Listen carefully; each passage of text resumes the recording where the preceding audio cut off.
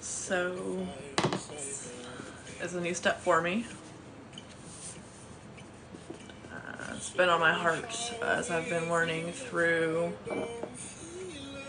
the past month to 2 months about something I'm recently seeing in a book called The Body Keeps Score. And I've been noticing in myself some changes that have been happening, some pains that have been rising that I've never experienced before. That has brought me to this place of curiosity. And someone special to me had referred to me this book, Body Keeps the Score.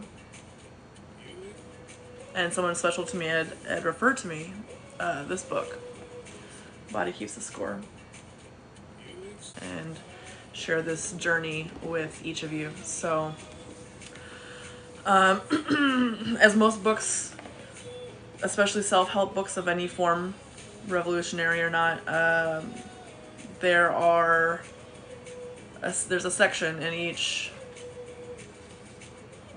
book that talks about the praises of the book, the author, the wonders. And so I'd like to start off with that first and foremost by reading a few of those. There's a handful of them actually that I would like to read. And then once I get through that, we'll begin reading with this book, The Body Keeps the Score, by Bessel van der Kolk. Praises for the body keeps the score. The trauma caused by childhood neglect, sexual or domestic abuse, and war wreaks havoc in our bodies, says Bessel van der Kolk in The Body Keeps the Score. Van der Kolk draws on 30 years of experience to argue powerfully that trauma is one of the West's most urgent public health issues.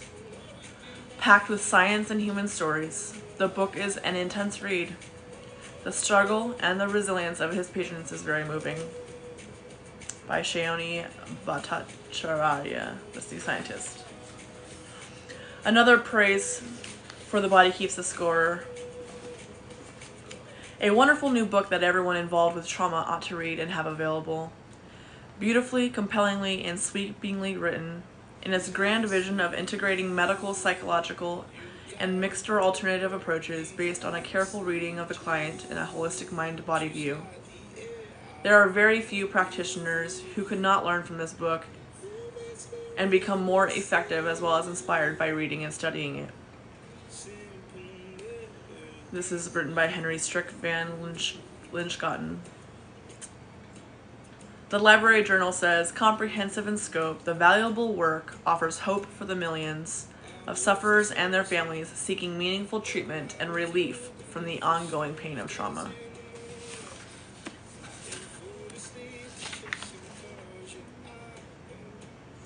As John Kabat-Zinn says, this book is a tour de force. Its deeply empathic, insightful, and compassionate perspective promises to further humanize the treatment of trauma victims, dramatically expanding their repertoire of self-regulatory healing practices and therapeutic options, and also stimulate greater creative thinking and research on trauma and its effective treatment. The body does keep the score, and van der Kolk's ability to demonstrate this through compelling descriptions of the works of others, his own pioneering trajectory and experience as the field evolved, and him along with it, and above all, his discovery of ways to work skillfully with people by bringing mindfulness to the body, as well as to their thoughts and emotions through yoga, movement, and theater, are a wonderful and welcome breath of fresh air and possibility in the therapy world. Stephen Cope, who is the founder and director of Kripalu Institute for Extraordinary Living, says every once in a while, a book comes along that fundamentally changes the way we look at the world. Bessel van der Kolk has written such a book. The arc of van der Kolk's story is vast and comprehensive, but he is such a skillful storyteller that he keeps us riveted to the page. I could not put this book down. It is simply put, a great work. The last couple of them State by Francine Shapiro, PhD and originator of EMDR therapy, says a fascinating exploration of a wide range of therapeutic treatments shows readers how to take charge of the healing process, gain a sense of safety, and find their way out of the morass of suffering. Again, this is for this book, The Body Keeps the Score. And lastly, this is a masterpiece of powerful understanding and brave-heartedness. One of the most intelligent and helpful works of trauma that I have ever read. Dr. Kolk offers a brilliant synthesis of clinical cases, neuroscience, powerful tools, and caring humanity, offering a whole new level of healing for the traumas carried by so many. And that is written by Jack Cornfeed, author of A Path with Heart.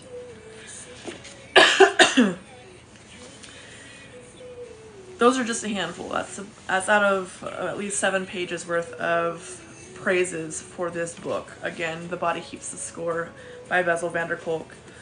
And we're going to dive in. He writes and dedicates this book to my patients who kept the score and were the textbook. The prologue reads and is labeled Facing Trauma. One does not have to be a combat soldier or visit a refugee camp in Syria or the Congo to encounter trauma. Trauma happens to us, our friends, our families, and our neighbors. Research by the Centers for Disease Control and Prevention has shown that 1 in 5 Americans was sexually molested as a child. 1 in 4 was beaten by a parent to the point of a mark being left on their body. And 1 in 3 couples engages in physical violence. A quarter of us grew up with alcoholic relatives, and 1 out of 8 witnessed their mother being beaten or hit. As human beings, we belong to an extremely resilient species. Since time immemorial, we have rebounded from our relentless wars, countless disasters, both natural and man-made, and the violence and betrayal in our own lives. But traumatic experiences do leave traces, whether on a large scale, on our histories and cultures, or close to home, on our families, or with dark secrets being imperceptibly passed down through generations. They also leave traces on our minds and emotions, on our capacity for joy and intimacy, and even on our biology and immune systems. Trauma affects not only those who are directly exposed to it, but also those around them. Soldiers returning home from combat may frighten their families with their rages and emotional absence. The wives of men who suffer from PTSD tend to become depressed, and the children of depressed mothers are at risk of growing up insecure and anxious. Having been exposed to family violence as a child often makes it difficult to establish stable, trusting relationships as an adult. Trauma, by definition, is unbearable and intolerable. Most rape victims, combat soldiers, and children who have been molested become so upset when they think about what they experienced that they try to push it out of their minds, trying to act as if nothing happened and move on. It takes tremendous energy to keep functioning while carrying the memory of terror and the shame of utter weakness and vulnerability. While we all want to move beyond trauma, the part of our brain that is devoted to ensuring our survival, deep below our rational brain, is not very good at denial. Long after a traumatic experience is over, it may be reactivated at the slightest hint of danger and mobilize disturbed brain circuits and secret massive amounts of stress hormones. This precipitates unpleasant emotions, intense physical sensations, and impulsive and aggressive actions. These post-traumatic reactions feel incomprehensible and overwhelming, feeling out of control. Survivors of trauma often begin to fear that they are damaged to the core and beyond redemption. The first time I remember being drawn to a study medicine was at a summer camp when I was about 14 years old. My cousin Michael kept me up all night explaining the intricacies of how kidneys work, how they secrete the body's waste materials, and then reabsorb the chemicals that keep the system in balance. I was riveted by his account of the miraculous way the body functions. Later, during every stage of my medical training, whether I was studying surgery, cardiology, or pediatrics, it was obvious to me that the key to healing was understanding how the human organism works. When I began my psychiatry rotation, however, I was struck by the contrast between the incredible complexity of the mind and the ways that the human beings are connected and attached to one another, and how little psychiatrists knew about the origins of the problems they were treating. Would it be possible one day to know as much about brains, minds, and love as we do about the other systems that make up our organism? We are obviously still years from attaining that sort of detailed understanding, but the birth of 3 new branches of science has led to an explosion of knowledge about the effects of psychological trauma, abuse, and neglect.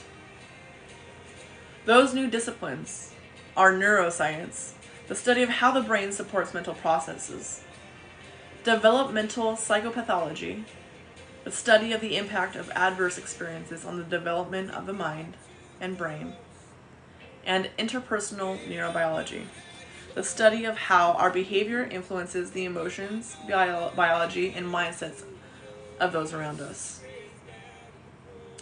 Research from these new disciplines has revealed that trauma produces actual physiological changes, including a recalibration of the brain's alarm system, an increase in stress hormone activity, and alterations in the system that filters relevant information from irrelevant. We now know that trauma compromises the brain area that communicates the physical, embodied feeling of being alive. These changes explain why traumatized individuals become hypervigilant to threat at the expense of spontaneously engaging in their day-to-day lives. They also help us understand why traumatized people so often keep repeating the same problems and have such trouble learning from experience. We now know that their behaviors are not the result of moral failings or signs of lack of willpower or bad character. They are caused by actual changes in the brain. This vast increase in our knowledge about the basic processes that underlie trauma has also opened up new possibilities to palliate or even reverse the damage. We can now develop methods and experiences that utilize the brain's own natural neuroplasticity to help survivors feel fully alive in the present and move on with their lives. There are fundamentally 3 avenues. 1, top down, by talking, reconnecting with others, and allowing ourselves to know and understand what is going on with us while processing the memories of the trauma. 2, by taking medicines that shut down inappropriate alarm reactions, or by utilizing other technologies that change the way the brain organizes information. And 3, bottom up, by allowing the body to have experiences that deeply and viscerally contradict the helplessness, rage, or collapse that result from trauma.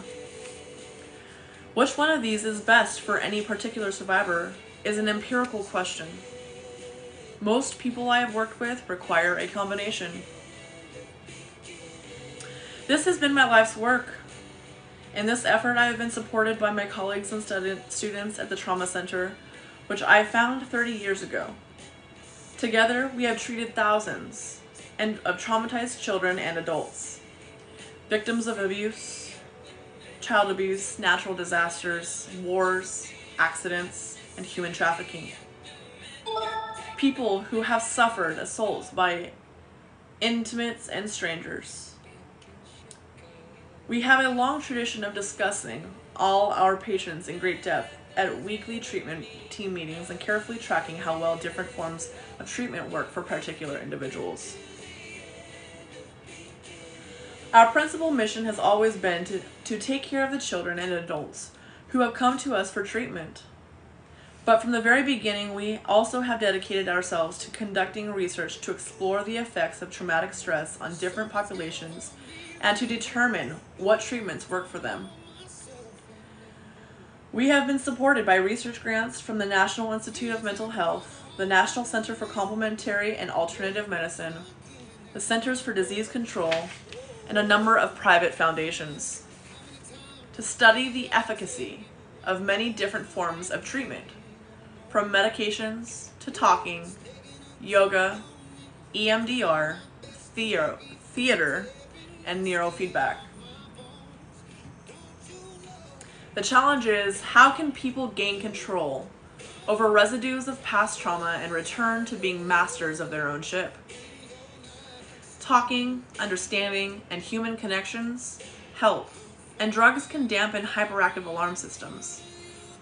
But we will also see that the imprints from the past can be transformed by having physical experiences that directly contradict the helplessness, the rage, and collapse that are part of trauma, and thereby regaining self-mastery. I have no preferred treatment modality, as no single approach fits everybody, but I practice all the forms of treatment that I discuss in this book. Each one of them can produce profound changes, depending on the nature of the particular problem and the makeup of the individual person. I wrote this book to serve as both a guide and an invitation to dedicate ourselves to facing the reality of trauma, to explore how best to treat it, and to commit ourselves as a society to using every means we have to prevent it. Again, this is the prologue for the book, The Body Keeps the Score, written by Bessel van der Kolk, medical doctor. Part 1, The Rediscovery of Trauma. Chapter 1, Lessons from Vietnam Veterans.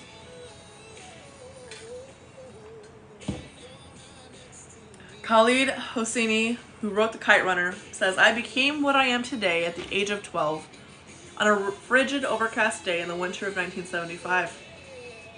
That was a long time ago, but it's wrong what they say about the past.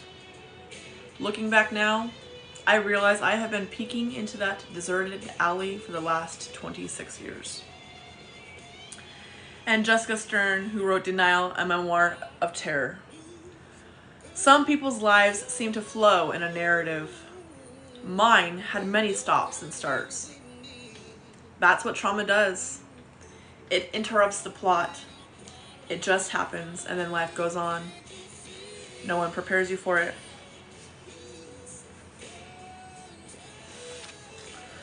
The Tuesday after the 4th of July weekend, 1978, was my first day as a staff psychiatrist at the Boston Veterans Administration Clinic. As I was hanging a reproduction of my favorite Bruegel painting, The Blind Leading the Blind, on the wall of my new office, I heard a commotion in the reception area down the hall. A moment later, a large, disheveled man in a stained three-piece suit, carrying a copy of Soldier of Fortune magazine under his arm, burst through my door. He was so agitated and so clearly hungover that I wondered how I could possibly help this hulking man. I asked him to take a seat and tell me what I could do for him. His name was Tom. 10 years earlier, he had been in the Marines, doing his service in Vietnam. He had spent the holiday weekend holed up in his downtown Boston law office, drinking and looking at old photographs, rather than with his family. He knew from previous years' experience that the noise, the fireworks, the heat, and the picnic in his sister's backyard, against the backdrop of dense early summer foliage, all of which reminded him of Vietnam, would drive him crazy. When he got upset, he was afraid to be around his family because he behaved like a monster with his wife and 2 young boys. The noise of his kids made him so agitated that he would storm out of the house to keep himself from hurting them, only drinking himself into oblivion or riding his Harley-Davidson at dangerously high speeds helped him to calm down. Nighttime offered no relief. His sleep was constantly interrupted by the nightmares about an ambush in a rice paddy back in Nam, in which all the members of his platoon were killed or wounded. He also had terrifying flashbacks in which he saw dead Vietnamese children. The nightmares were so horrible that he dreaded falling asleep, and he often stayed up for most of the night drinking. In the morning, his wife would find him passed out on the living room couch, and she and the boys had to tiptoe around him while she made them breakfast before taking them to school. Filling me in on this background, Tom said that he had graduated from high school in 1965, the valedictorian of his class. In line with his family tradition of military service, he enlisted in the Marine Corps immediately after graduation. His father had served in World War II in General Patton's army, and Tom never questioned his father's expectations. Athletic, intelligent, and an obvious leader, Tom felt powerful and effective after finishing basic training, a member of a team that was prepared for just about anything. In Vietnam, he quickly became a platoon leader in charge of 8 other Marines, surviving slogging through the mud while being strafed by machine gun fire can leave people feeling pretty good about themselves and their comrades. At the end of his tour of duty, Tom was honorably discharged, and all he wanted was to put Vietnam behind him. Outwardly, that's exactly what he did. He attended college on the GI Bill, graduated from law school, married his high school sweetheart, and had 2 sons. Tom was upset by how difficult it was to feel any real affection for his wife, even though her letters had kept him alive in the madness of the jungle. Tom went through the motions of living a normal life, hoping that by faking it, he would learn to become his old self again. He now had a thriving law practice and a picture-perfect family, but he sensed he wasn't normal. He felt dead. He felt dead inside. Although Tom was the first veteran I had ever encountered on a professional basis, many aspects of his story were familiar to me. I grew up in post-war Holland, playing in bombed-out buildings, the son of a man who had been such an outspoken opponent of the Nazis that he had been sent to an internment camp. My father never talked about his war experiences, but he was given to outbursts of explosive rage that stunned me as a little boy. How could the man I heard quietly going down the stairs every morning to pray and read the Bible while the rest of the family slept have such a terrifying temper? How could someone whose life was devoted to the pursuit of social justice be so filled with anger? I witnessed the same puzzling behavior in my uncle, who had been captured by the Japanese in the Dutch East Indies, now Indonesia, and sent as a slave laborer to Burma, where he worked on the famous bridge over the river Kwai. He also rarely mentioned the war, and he too often erupted in uncontrollable rages. As I listened to Tom, I wondered if my uncle and my father had had nightmares and flashbacks, if they too had felt disconnected from their loved ones and unable to find any real pleasures in their lives. Somewhere in the back of my mind, there must have been my memories of my frightened and often frightening mother, whose own childhood trauma was sometimes alluded to and I now believe was frequently reenacted. She had the unnerving habit of fainting when I asked her what her life was like as a little girl, and then blaming me for making her so upset. Reassured by my obvious interest, Tom settled down to tell me just how scared and confused he was. He was afraid that he was becoming just like his father, who was always angry and rarely talked with his children, except to compare them unfavorably with his comrades who had lost their lives around Christmas 1944 during the Battle of the Bulge. As the session was drawing to a close, I did what doctors typically do. I focused on the one part of Tom's story that I thought I understood: his nightmares. As a medical student, I had worked in a sleep laboratory observing people's sleep dreams, cycles, and had assisted in writing some articles about nightmares. I had also participated in some early research on the beneficial effects of the psychoactive drugs that were just coming into use in the 1970s. So while I lacked a true grasp of the scope of Tom's problems, the nightmares were something I could relate to. And as an enthusiastic believer in better living through chemistry, I prescribed a drug that we had found to be effective in reducing the incidence and severity of nightmares. I scheduled Tom for a follow-up visit 2 weeks later. When he returned for his appointment, I eagerly asked Tom how the medicines had worked. He told me he hadn't taken any of the pills. Trying to conceal my irritation, I asked him why. I realized that if I take the pills and the nightmares go away, he replied, I will have abandoned my friends and their deaths will have been in vain. I need to be a living memorial to my friends who died in Vietnam. I was stunned. Tom's loyalty to the dead was keeping him from living his own life, just as his father's devotion to his friends had kept him from living. Both fathers and sons' experiences on the battlefield had rendered the rest of their lives irrelevant. How had that happened, and what could we do about it? That morning, I realized I would probably spend the rest of my professional life trying to unravel the mysteries of trauma. How do horrific experiences cause people to become hopelessly stuck in the past? What happens in people's minds and brains that keeps them frozen, trapped in a place that they desperately wished to escape? Why did this man's war not come to an end in February 1969, when his parents embraced him at Boston's Logan International Airport after his long flight back from Da Nang?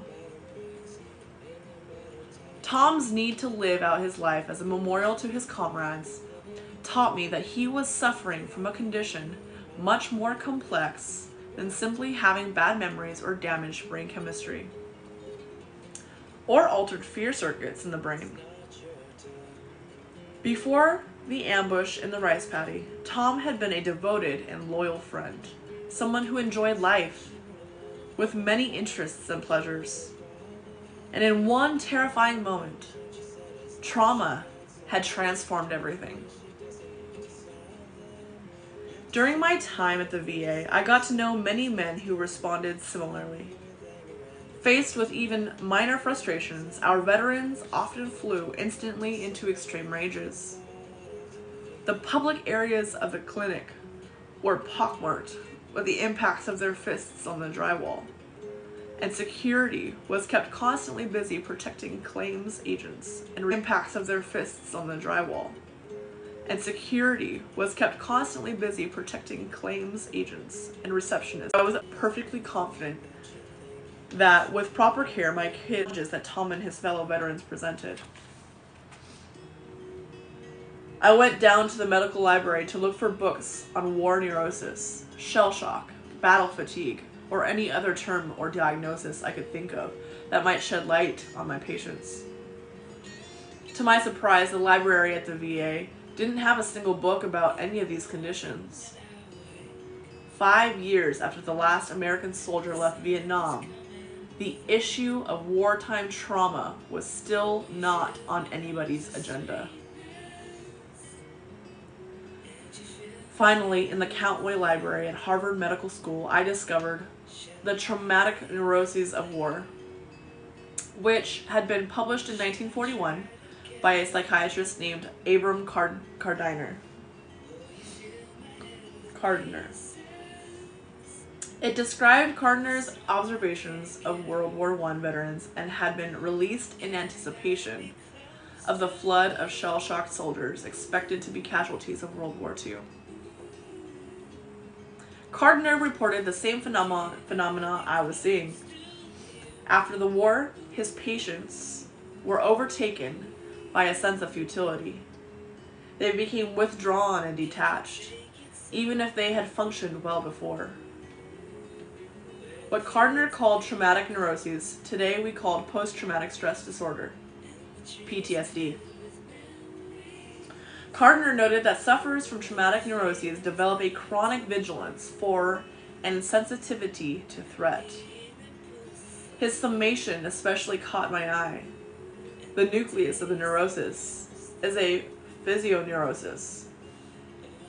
In other words, post-traumatic stress isn't all in one's head, as some people supposed, but has a physiological basis.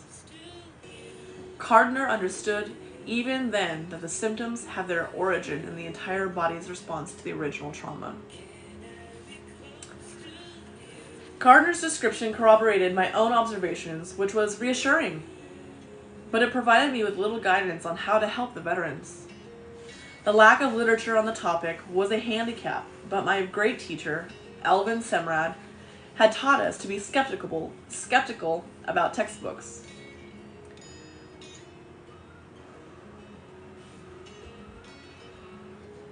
We had only one real textbook, he said, our patients.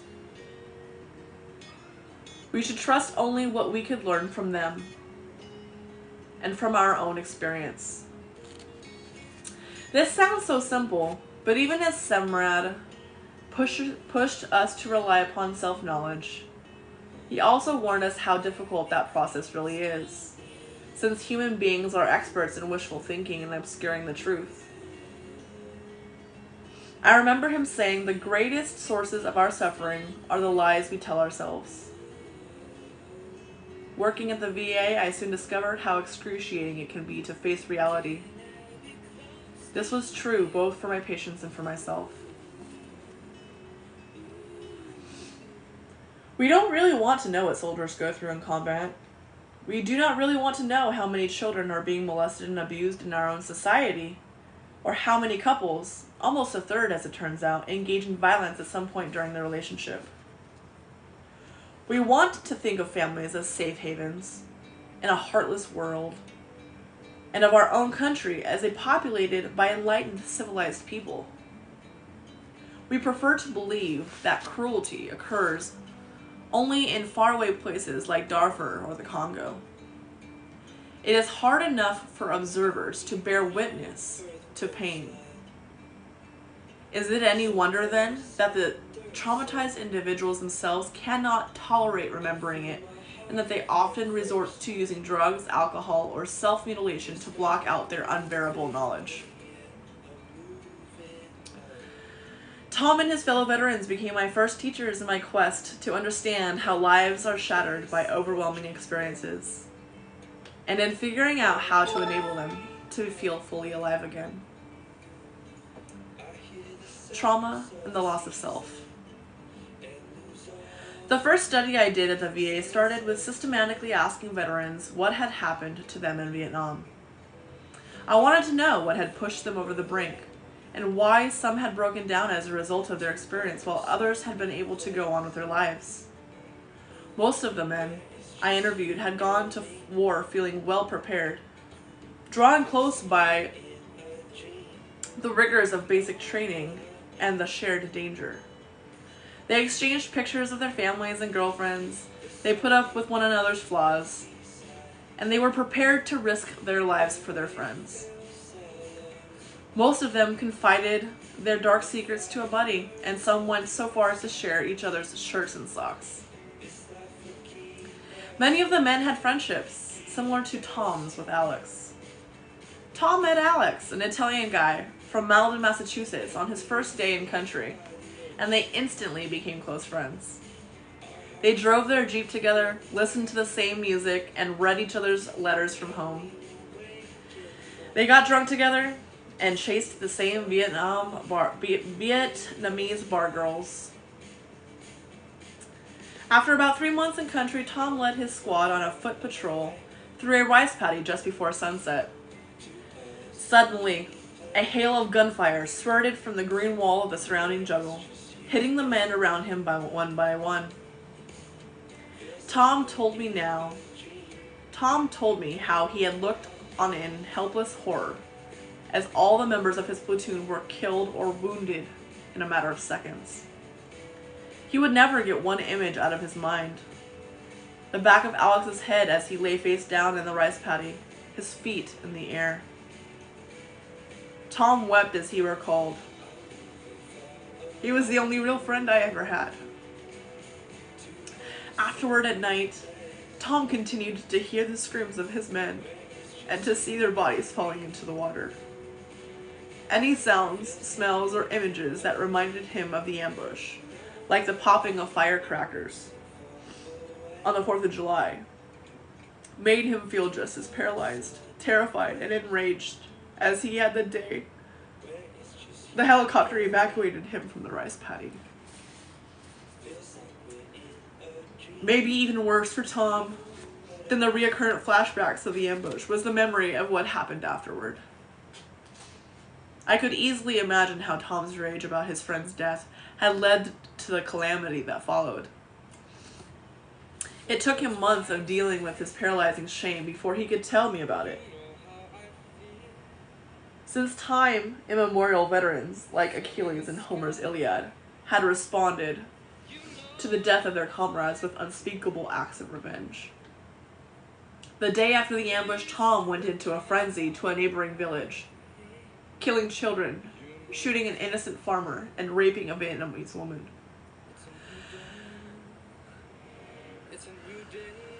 After that, it became truly impossible for him to go home in any meaningful way.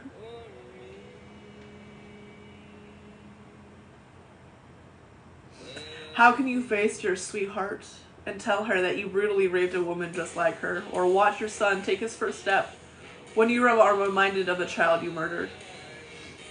Tom experienced the death of Alex as if a part of himself had been forever destroyed. The part that was good and honorable and trustworthy. Trauma, whether it is the result of something done to you or something you yourself have done, almost always makes it difficult to engage in intimate relationships. After you have experienced something so unspeakable, how do you learn to trust yourself or anyone else again? Or conversely, how can you surrender to an intimate relationship after you have been brutally violated? Tom kept showing up faithfully for his appointments, as I had become for him a lifeline, the father he'd never had, and Alex who had survived the ambush. It takes enormous trust and courage to allow yourself to remember. One of the hardest things for traumatized people is to confront their shame about the way they behaved during a traumatic episode, whether it is objectively warranted as in the commission of atrocities or not, as in the case of a child who tries to placate her abuser. One of the first people to write about this phenomenon was Sarah Haley, who occupied an office next to mine at the VA clinic. In an article entitled "When the Patient Reports Atrocities," which became a major impetus for the ultimate creation of the PTSD diagnosis, she discussed the well-nigh intolerable difficulty of talking about and listening to the horrendous acts that are often committed by soldiers in the course of their war experiences. It's hard enough to face the suffering that has been inflicted by others, but deep down, many traumatized people are even more haunted by the shame they feel about what they themselves did or did not do under the circumstances. They despise themselves for how terrified, dependent, excited, or enraged they felt. In later years, I encountered a similar phenomenon in victims of childhood abuse. Most of them suffer from agonizing shame about the actions they took to survive and maintain a connection with a person who abused them. This was particularly true if the abuser was someone close to the child, someone they depended on, as if is so often the case. The result can be confusion about whether one was a victim or a willing participant, which in turn leads to bewilderment about the differences between love and terror, pain and pleasure. We will return to this dilemma throughout this book. Numbing. Maybe the worst of Tom's symptoms was that he felt emotionally numb. He desperately wanted to love his family, but he just couldn't evoke any deep feelings for them. He felt emotionally distant from everybody, as though his heart were frozen and he were living behind a glass wall. That numbness extended to himself as well. He could not really feel anything except for his momentary rages and his shame. He described how he hardly recognized himself when he looked in the mirror to shave. When he heard himself arguing a case in court, he would observe himself from a distance and wonder how this guy, who happened to look and talk like him, was able to make such cogent arguments. When he won a case, he pretended to be gratified, and when he lost it, was as though he had seen it coming and was resigned to the defeat even before it happened. Despite the fact that he was a very effective lawyer, he always felt as though he were floating in space, lacking any sense of purpose or direction. The only thing that occasionally relieved this feeling of aimlessness was intense involvement in a particular case. During the course of our treatment, Tom had to defend a mobster on a murder charge. For the duration of that trial, he was totally absorbed in devising a strategy for winning the case, and there were many occasions on which he stayed up all night to immerse himself in something that actually excited him. It was like being in combat, he said. He felt fully alive, and nothing else mattered. The moment Tom won that case, however, he lost his energy and sense of purpose. The nightmares returned, as did his rage attacks, so intensely that he had to move into a motel to ensure that he would not harm his wife or children. But being alone, too, was terrifying, because the demons of the war returned in full force. Tom tried to stay busy, working, drinking, and drugging, doing anything to avoid confronting his demons. He kept thumbing through Soldier of Fortune, fantasizing about enlisting as a mercenary in one of the many regional wars then raging in Africa. That spring, he took out his Harley and roared up the Kankanagas Highway in New Hampshire. The vibrations, speed, and danger of that ride helped him pull himself back together, to the point that he was able to leave his motel and return to his family. The reorganization of perception. Another study I conducted at the VA started out as research about nightmares, but ended up exploring how trauma changes people's perceptions and imagination.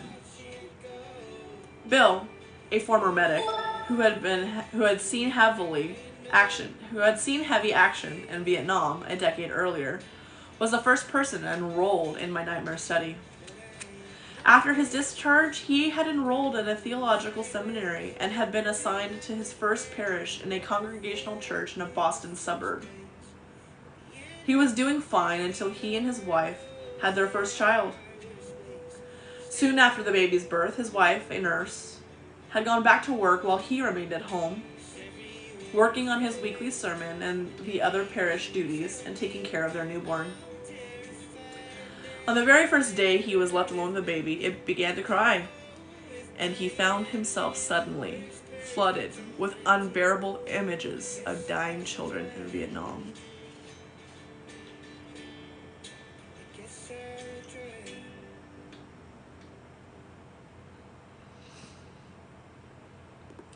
Bill had to call his wife to take over childcare and came to the VA in a panic. He described how he kept hearing the sounds of babies crying and seeing images of burned and bloody children's faces. My medical colleagues thought that he must surely be psychotic, because the textbooks of the time said that auditory and visual hallucinations were symptoms of paranoid schizophrenia. The same texts that provided these diagnoses also supplied a cause. Bill's psychosis was probably triggered by his feeling displaced in his wife's affections by their new baby.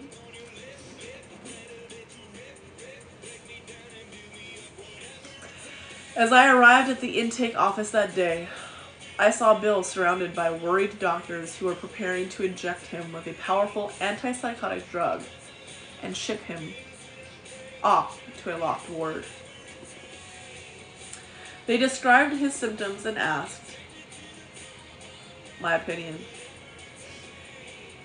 Having worked in a previous job on a ward specializing in the treatment of schizophrenics, I was intrigued. Something about the diagnosis didn't sound right. I asked Bill if I could talk to him, and after hearing his story, I unwittingly paraphrased something Sigmund Freud had said about trauma in 1895. I think this man is suffering from memories.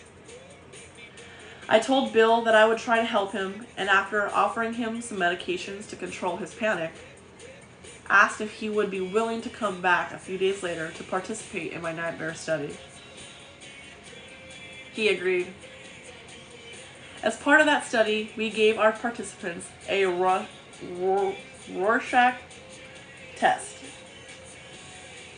Unlike tests that require answers to straightforward questions, responses to Rorschach are almost impossible to fake. The Rorschach provides us with a unique way to observe how people construct a mental image from what is basically a meaningless stimulus, a blot of ink. Because humans are meaning-making creatures, we have tendency to create some sort of image or story out of those ink blots, just as we do when we lie in a meadow on a beautiful summer day and see images in the clouds floating high above. What people make out of these blots can tell us a lot about how their minds work. On seeing the second card of the Rorschach test, Bill exclaimed in horror, "This is that child that I saw being blown up in Vietnam. In the middle you see the charred flesh, the wounds, and the blood is splurting all over." Panting and with sweat bedding on his forehead, he was in a panic similar to the one that had initially brought him to the VA clinic. Although I had heard veterans describing their flashbacks, this was the first time I actually witnessed one. In that very moment in my office, Bill was obviously seeing the same images, spelling this. It took me years to learn how to effectively treat flashbacks, and in this process, Bill turned out to be one of my most important mentors. When we gave the Rorschach test to 21 additional veterans, the response was consistent. The response was consistent. 16 of them, on seeing the second card, reacted as if they were experiencing a wartime trauma. The second Rorschach card is the first card that contains color and often elicits so-called color shock in response. The veterans interpreted this card with descriptions like, "These are the bowels of my friend Jim after a mortar shell ripped him open," and "This is the neck of my friend Danny after his head was blown off by a shell while we were eating lunch." None of them mentioned dancing monks, fluttering butterflies, men on motorcycles, or any other ordinary, sometimes whimsical images that most people see. While the majority of the veterans were greatly upset by what they saw, the reactions of the remaining 5 were even more alarming. They simply went blank. "This is nothing," one observed. "Just a bunch of ink." They were right, of course, but the normal human response to ambiguous stimuli is to use our imagination to read something into them. We learned from these Rorschach tests that traumatized people have a tendency to superimpose their trauma on everything around them and have trouble deciphering whatever is going on around them. There appeared to be little in between. We also learned that trauma affects the imagination. The 5 men who saw nothing in the blots had lost the capacity to let their minds play. But so, too, had the other 16 men, for in viewing scenes from the past in these blots, they were not displaying the mental flexibility that is the hallmark of imagination. They simply kept replaying the old reel. Imagination is absolutely critical to the quality of our lives. Our imagination enables us to leave our routine, everyday existence by fantasizing about travel, food, sex, falling in love, or having the last word. All the things that make life interesting.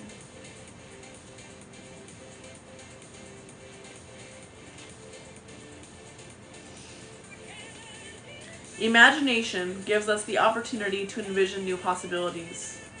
It is an essential launchpad for making our hopes come true. It fires our creativity, relieves our boredom, alleviates our pain, enhances our pleasure, and enriches our most intimate relationships. When people are compulsively and constantly pulled back into the past to the last time they felt intense involvement and deep emotions, they suffer from a failure of imagination, a loss of the mental flexibility. Without imagination, there is no hope, no chance to envision a better future, no place to go, no goal to reach. The Rorschach tests also taught us that the traumatized people look at the world in a fundamentally different way from other people.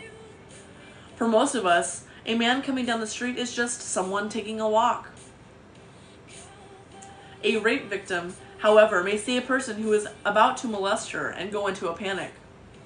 A stern schoolteacher may be an intimidating presence to an average kid, but for a child whose stepfather beats him up, she may represent a torturer and a precipitate rage attack or a terrified cowering in the corner. Stuck in trauma.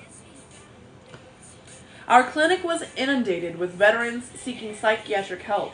However, because of an acute shortage of qualified doctors, all we could do was put most of them on a waiting list, even as they continued brutalizing themselves and their families. We began seeing a sharp increase in arrests of veterans for violent offenses and drunken brawls, as well as an alarming number of suicides. I received permission to start a group for young Vietnam veterans to serve as a sort of holding tank until real therapy could start. At the opening session for a group of former Marines, the first man to speak flatly declared, "I do not want to talk about the war." I replied that the members could discuss anything they wanted.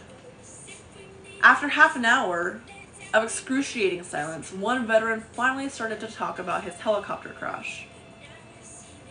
To my amazement, the rest immediately came to life, speaking with great intensity about their traumatic experiences. All of them returned the following week and the week after. In the group, they found resonance and meaning in what had previously been only sensations of terrors and emptiness.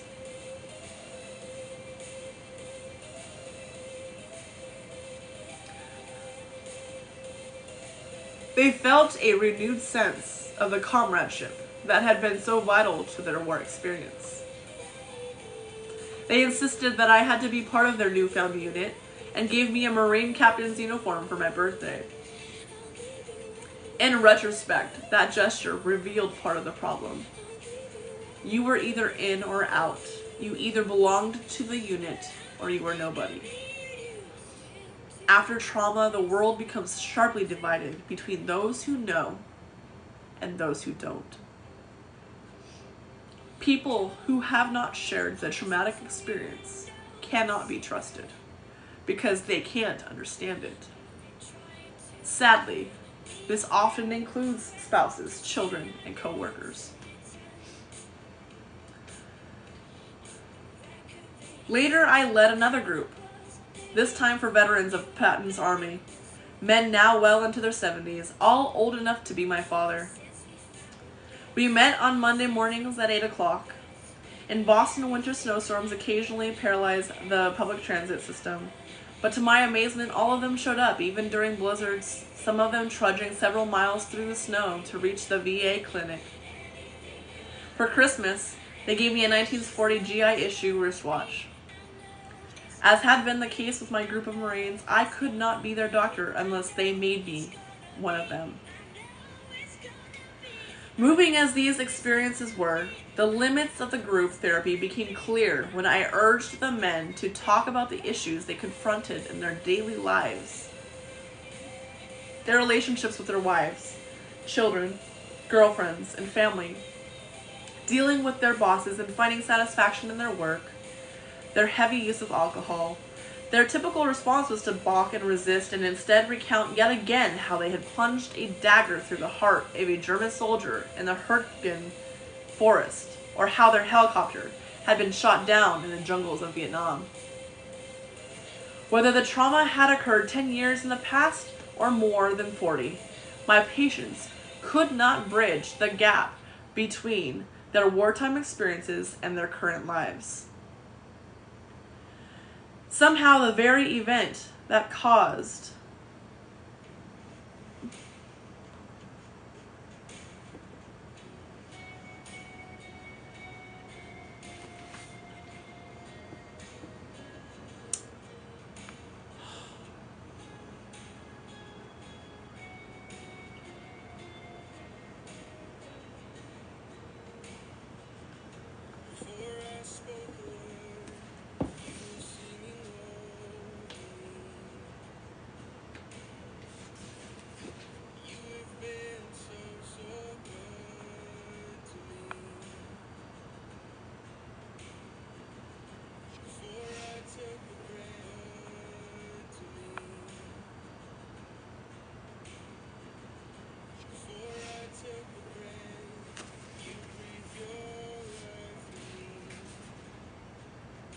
Sorry about that. Pause me. Sorry about that. Pause me. We often inadvertently triggered a full-blown flashback, rather than helping them resolve the issue. Many of them dropped out of treatment because we were not only failing to help, but also sometimes making things worse. A turning point arrived in 1980 when a group of Vietnam veterans, aided by the New York psychoanalysts James Chaton and Robert J. Lifton, successfully lobbied the American Psychiatric Association to create a new diagnosis: post-traumatic stress disorder, also known as PTSD, which described a cluster of symptoms that was common to a greater or lesser extent to all of our veterans. Systematically identifying the symptoms and grouping them together into a disorder finally gave a name to the suffering of people who were overwhelmed by hopelessness and horror. With the conceptual framework of PTSD in place, the stage was set for radical change in our understanding of our patients. This eventually led to an explosion of research and attempts at finding effective treatments. Inspired by the possibilities presented by this new diagnosis, I proposed a study on the biology of traumatic memories to the VA. Did the memories of those suffering from PTSD differ from those of others? For most people, the memory of an unpleasant event eventually fades or is transformed into something more benign. But most of our patients were unable to make their past into a story that happened long ago. The opening line of the grant rejection read, "It has never been shown that PTSD is relevant to the missions of the Veterans Administration."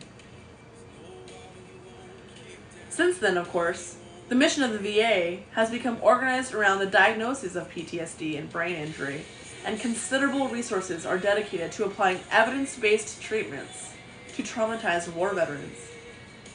But at the time, things were different, and unwilling to keep working in an organization whose view of reality was so at odds with my own, I had handed in my resignation.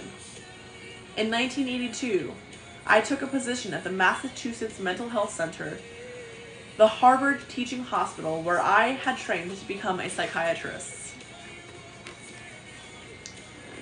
My new responsibility was to teach a fledgling area of study, psychopharmacology, the administration of drugs to alleviate mental illness.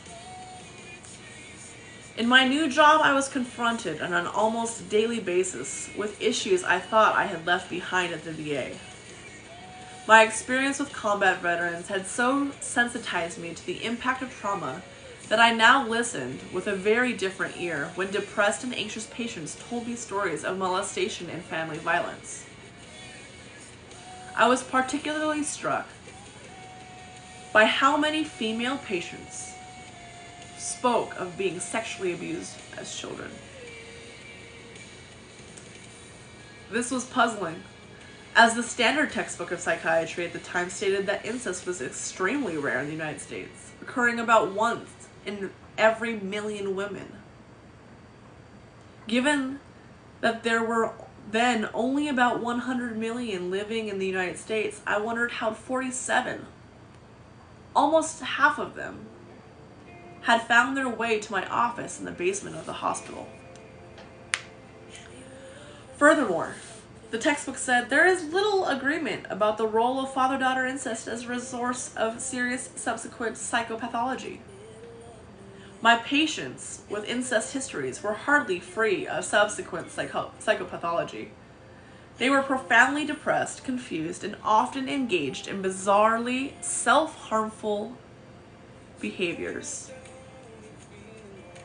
such as cutting themselves with razor blades.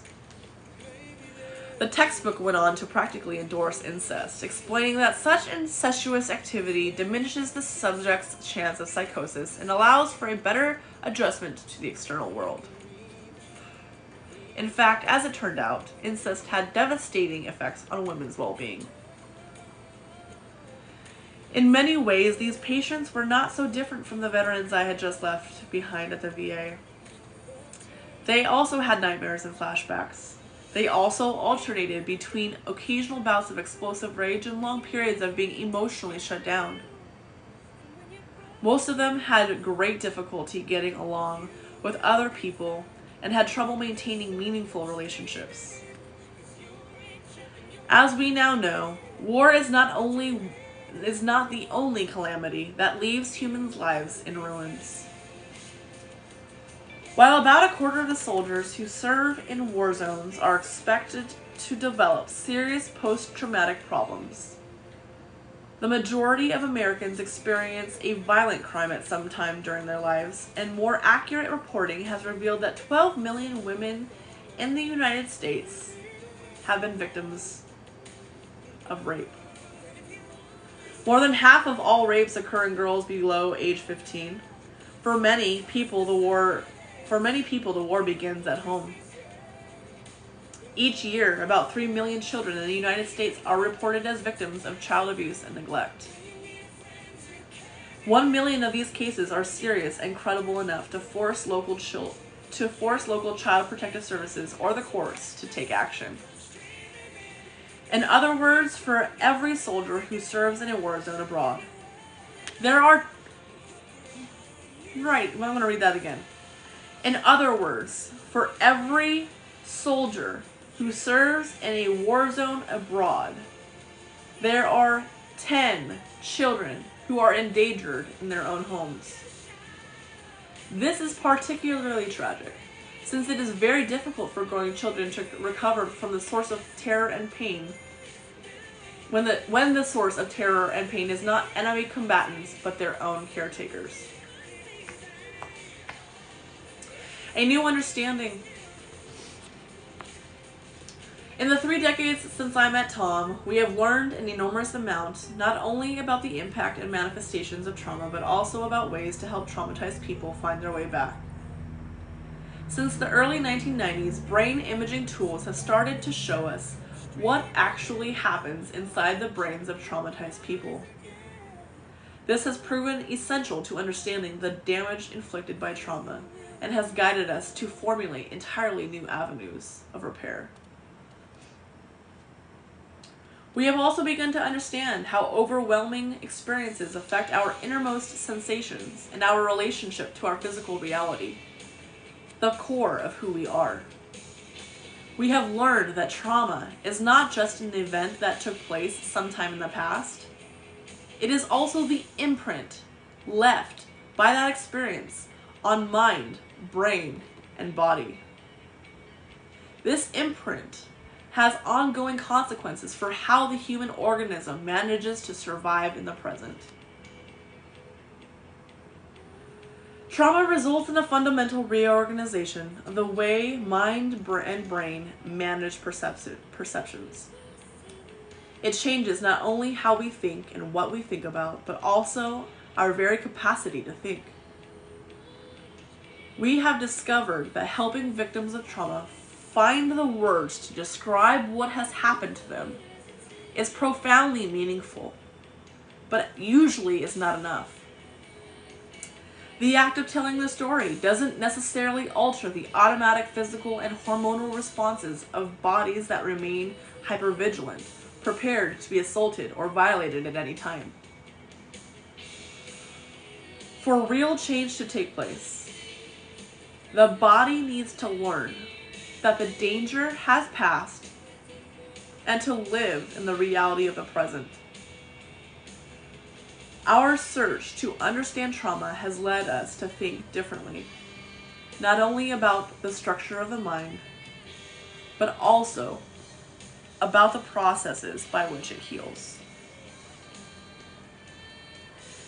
And this, y'all, is the first chapter of the book, The Body Keeps the Score, by Bessel Kolk. Brain, Mind, and Body in the Healing of Trauma. I thank you for your time, for your listening.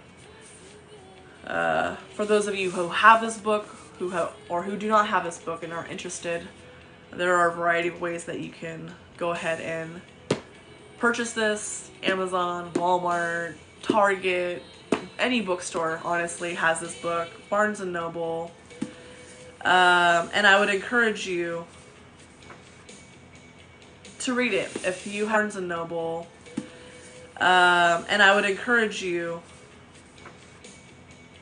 to read it if you have developing and using tools to help us in our walks towards healing from the trauma in our lives. Be it abuse as a child, be it rape as a man or woman or female, woman or male or female, whether you are a war veteran going through trauma. I encourage you to check out this book. And if you're interested, bring it along with you and read along as I read. Again, that is chapter 1 of The Body Keeps the Score, and my intention is to read one chapter a week. And I will be revisiting this. I will spend some more time this week, again, reading this, digging into it. For those of you who desire to read along with me, please come along, join me. For those of you who have questions or things that come up that you want to share about in the comments, or something that maybe we can discuss in future live chats. I'm not familiar at all with that, but this is something very close to my heart as I'm experiencing my own series of pains rising up within my body from the journey I've spent, especially in this past month, of healing the inner parts of myself, in sitting and being present with the inner traumas and experiences of my past as they have been revealed day to day, morning and night. So you are not alone. If you feel that you are alone, please know that you are not alone. Please know that you are loved. Please know that coming from someone who has never truly at my core felt safe. And I've heard of people who've spoken of being able to be safe within their own selves and being safe with someone else. And it has only been until recently that I have experienced such a safe place, both with another human being and with myself. I am learning to be confident in containing my emotions and containing the tears that flow, that come and feel like they're going to take over me. And so I encourage you to walk this route if you are so courageous to, if you are willing to partake in your own journey of healing. I would love to walk with you alongside you in that journey as we read this book. Again, The Body Keeps the Score. I will be reading again. I don't know exactly when I can post about it. I'm hoping to go live at least a couple times, if not a few times in a week, so that each week can be a chapter of reading, of discussing, of underlining, of questioning, of discussing. So thank you all for those of you who have been here and stayed with me this long. Thank you to those of you on my other channels on YouTube or Instagram. Thank you for spending the time listening and digging deeper, that you may understand yourself better, or that you may understand your loved ones better who are suffering from trauma. I wish you the best. Good night. Happy Tuesday. It's Tuesday night. And I look forward to spending time with you guys again soon.